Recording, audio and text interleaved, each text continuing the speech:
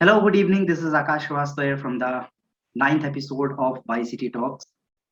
और आज हमारे साथ हैं हमारे बड़े भैया मिस्टर सुमित श्रीवास्तव। तो भैया सबसे पहले तो मैं हमारे YCT ऑफिशियल चैनल पर हम आपका स्वागत करते हैं। और कैसे हैं थैंक यू। सब बढ़िया। ओके भैया, अभी यूपी टीजीटी और यूपी पीजीटी का रिसेंटली रिजल्ट आया है। तो उसमें आपने एग्जाम क्लियर किया, आपने क्वालिफाई किया है। तो जितने भी एस्पिरेंट्स हैं जो भी इस फील्ड की तैयारी कर रहे हैं, जो इस फील्ड में तैयारी कर रहे हैं, वो सभी आपको सुन रहे हैं और आपके बारे में जानना चाहते हैं। तो आप उनको अपने बारे में बताइए, अपनी एकेडमिक क्वालिफिकेशन के बारे में बताइए। सबसे पहले तो बहुत बहुत थैंक यू।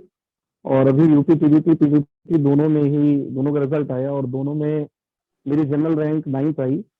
तो अंदर से भी हम लोगों को बहुत खुशी है, पूरा परिवार खुश है कि फाइनली सिलेक्शन मिला। भैया बहुत और है, जितने भी हमें भी बहुत ज्यादा खुशी है क्योंकि हम लोग भी फैमिली में ही हैं। और ये लगा कि बिल्कुल। यूपी टीजीटी पीजीटी दोनों का रिजल्ट आया 2021 में, और दोनों में ही आपका क्लियर हो गया और जनरल रैंक आपकी 9th थी, जैसा कि आपने बताया था। तो आप हाँ हाँ। अपनी एकेडमिक क्वालिफिकेशन के बारे में बताइए। एकेडमिक क्वालिफिकेशन एमएससी मैथमेटिक्स और प्लस बीएड है। और मैंने मास्टर अपना एलपीयू से कंप्लीट किया है, लवली प्रोफेशनल यूनिवर्सिटी पंजाब से। ओके और बीएड जो है वो हरियाणा से कंप्लीट हुआ है। और आफ्टर दैट टीचिंग लाइन में क्योंकि शुरू से इंटरेस्ट रहा हुआ है, तो मैं अपने ही छोटे से इंस्टीट्यूट से मैंने पढ़ाना स्टार्ट किया। ओके। छोटा सा और वहीं से इंस्टीट्यूट मेरा वो बेस हो कहाँ पर है? छोटा सा इंस्टीट्यूट जो आपका इंस्टीट्यूट है। गया। ये इंस्टीट्यूट हमारा सुल्तानपुर में है, एजुकेयर एकेडमी के नाम से। ओके हाँ। और 2017 से ये कंटिन्यू चल रहा है। उससे पहले भी चलता था, बट जो मेन कह सकते हैं कि आप कंटिन्यू चलने वाली बात है, वो 2017 से चलता चला आ रहा है। जब हम लोग बीएड मैंने बीएड करके वापसी की है अपने सिटी में। तो ओके। तो भैया, अगर आपकी जर्नी की बात करें तो काफी बढ़िया जर्नी रही है, और एक के बाद एक एग्जाम्स आपने साइमल्टेनियसली क्लियर किया है। तो स्टार्ट करते हैं, जैसा कि आपने मुझे बताया था काफी जो 2016 में आपने यूपी टीजीटी का एग्जाम, यूपी टीजीटी का एग्जाम मुझे क्लियर नहीं है अभी, आपने क्वालिफाई किया था। उसके बाद आप लगातार यूपीपीएससी एलटी ग्रेड का एग्जाम क्वालिफाई किए, और उसमें भी काफी अच्छी रैंक थी आपकी ऑल ओवर यूपी। तो आप अपनी उस जर्नी के बारे में बताइए, स्टार्ट करिए 2016 से। एक्चुअल में मेरा यूपी पीजीटी 2016 में, क्योंकि उस समय मेरा बीएड नहीं कंप्लीट हुआ था, तो मैं केवल पीजीटी के लिए ही एलिजिबल था। ओके तो पीजीटी में मेरी जनरल रैंक पूरे यूपी में 4th थी। ओके और ओवरऑल मेरी रैंक 4th थी। और उसके बाद 2018 में एलटी ग्रेड एग्जाम जो कि यूपीपीएससी कंडक्ट कराती है, उसमें 10th रैंक थी। तो दोनों ही एग्जाम बहुत अच्छे हुए थे। अब जैसे पीजीटी के एग्जाम की अगर बात की जाए, तो इसमें 125 क्वेश्चन आते हैं, सारे क्वेश्चन आपके सब्जेक्ट के ही होते हैं। और सब ऑब्जेक्टिव ऑब्जेक्टिव क्वेश्चन ही होते हैं। लेकिन अगर एलटी ग्रेड की बात की जाए, तो एलटी ग्रेड के एग्जाम में 120 क्वेश्चन होते हैं, 100 क्वेश्चन आपके सब्जेक्टिव और 20 आपके जीएस से रिलेटेड होते हैं। ओके तो एक जीएस का फैक्टर बड़ा इंपॉर्टेंट होता है जब आप एलटी ग्रेड या यूपीपीएससी का कोई भी एग्जाम देते हैं। जैसे अभी भी जीएससी के लेक्चरर का एग्जाम हुआ है, तो उसमें भी अगर देखा जाए तो जीएस के क्वेश्चन बहुत इंपॉर्टेंट रखते हैं। बिल्कुल। ये आपकी यूपीपीएस रैंक पे बहुत इफेक्ट डालते हैं। बिल्कुल। तो आपने मतलब क्योंकि कंटिन्यू आपने एग्जाम क्लियर किया है, तो उसके पीछे आपकी स्ट्रैटेजी भी बहुत बढ़िया होगी।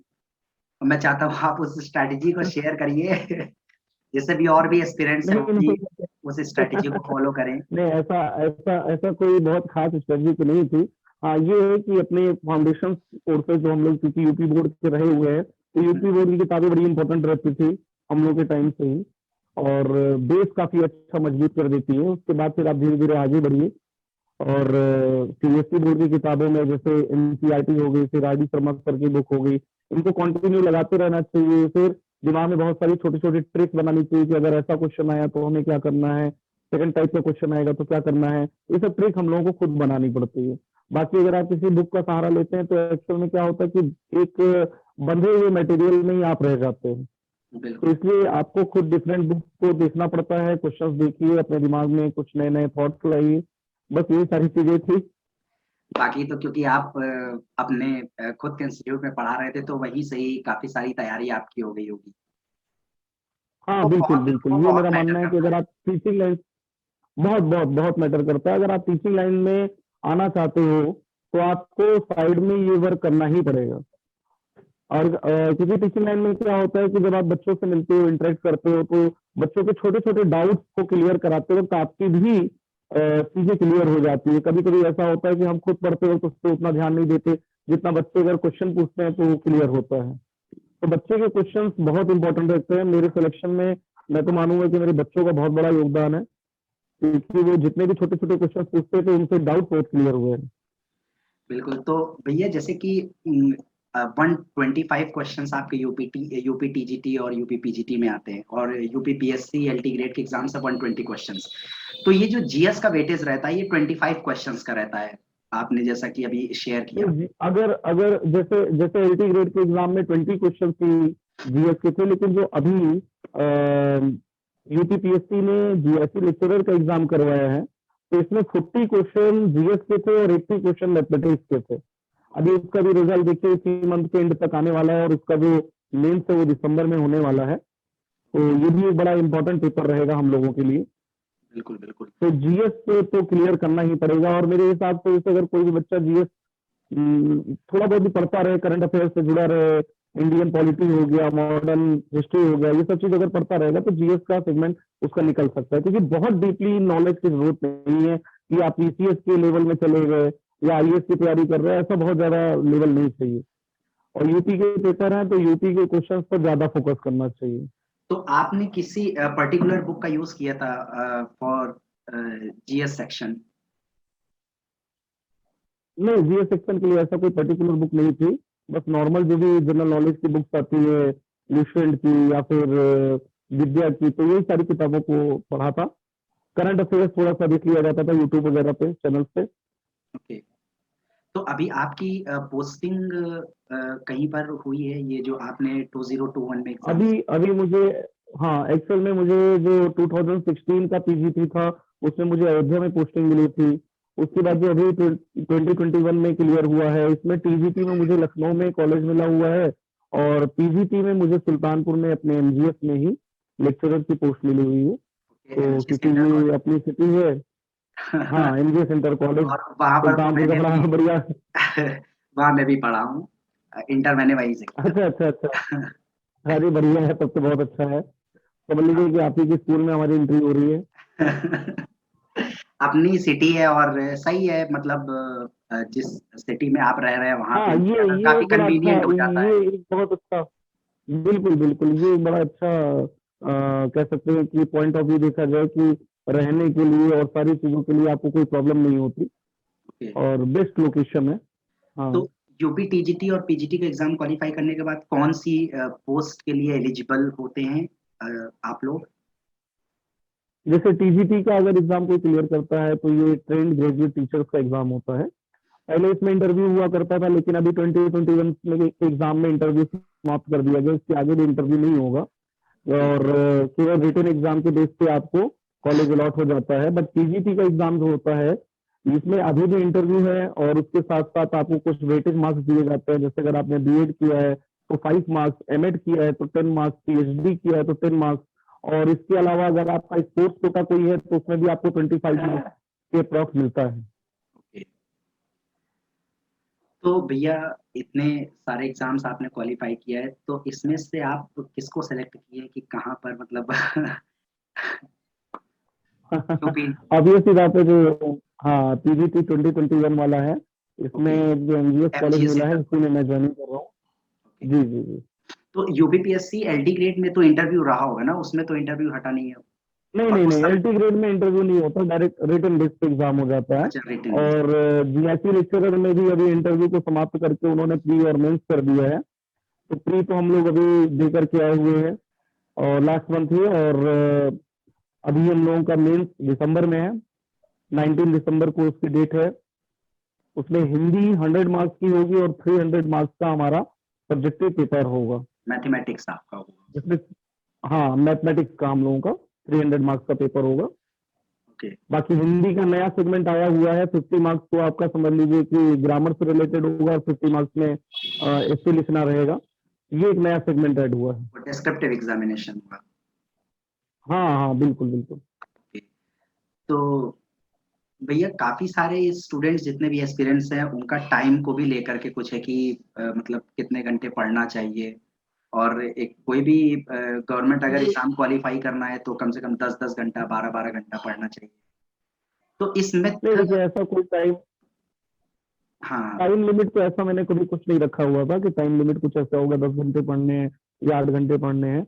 मेन मुझे ऐसा लगता है कि टीचिंग लाइन में अगर आपको जाना है तो आपको उसके अंदर रहना पड़ेगा, टीचिंग लाइन के अंदर आपको रहना पड़ेगा।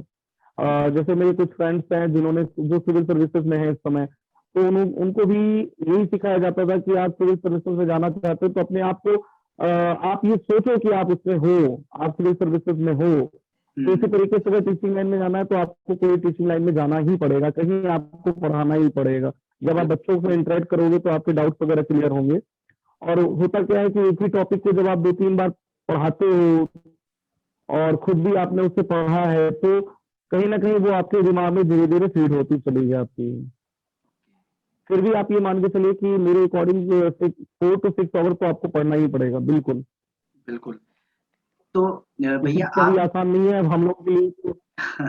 नहीं नहीं, अब जैसे क्या होता है कि हाँ हाँ। जो लोग तो ऑलरेडी पढ़ा रहे हैं, जैसे आपकी इंस्टीट्यूट भी था तो आप पढ़ा रहे थे, वहीं से ही काफी सारे एक्सपीरियंस आपको हो गया।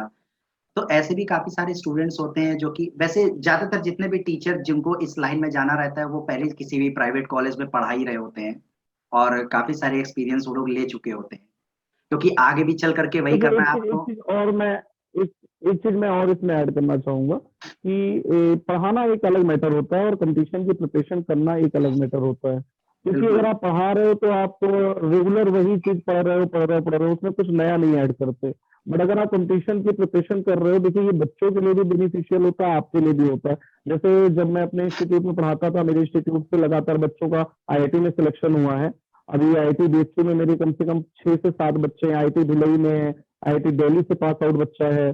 तो इन बच्चों को भी आप अगर लगातार कुछ नया बताते हो तो उसका इफेक्ट बच्चों पे भी पड़ता है। तो बिल्कुल। खुद को भी आपको मोटिवेट करना पड़ेगा कि हम कुछ नया सीखें, कुछ नया बताएं। टीचिंग लाइन में ये नहीं कि आप बस एनसीईआरटी उठा लिया, वही एनसीईआरटी पढ़ा रहे हो नहीं। एनसीईआरटी के बाहर जाकर के आप क्या पढ़ा सकते हो, कौन सा ऐसा टॉपिक है जो एनसीईआरटी में कवर नहीं है, उसको देखना पड़ेगा, बच्चों को उसे पढ़ाना पड़ेगा, समझाना बिल्कुल। पड़ेगा कि भाई देखो अगर ये पढ़ोगे तभी तुम्हारा सिलेक्शन हो पाएगा। तो भैया आपने कोई पर्टिकुलर पब्लिकेशन की बुक यूज की थी? नहीं ऐसा कुछ नहीं ना, लेकिन हाँ यूपी बोर्ड की जो पुरानी डॉक्टर हरसरूप शर्मा सर की बुक आती है उनकी मैंने बुक से पढ़ाई भी की थी, भी किया था। दूसरा सीबीएसई बोर्ड में जो doctor R D Sharma sir की बुक चलती है उसका हमने यूज किया था अच्छे से। ग्रेजुएशन लेवल पे जो हमारी अवध यूनिवर्सिटी की किताबें होती है केवल उनको हम लोगों ने देखा था। ओके। तो हाँ भैया बहुत अच्छा लगा आपसे बात करके, और आपने हमारे वाई सिटी टॉक्स को टाइम दिया, अपना प्रेशियस टाइम दिया, उसके लिए बहुत बहुत थैंक यू। हाँ, बिल्कुल बिल्कुल।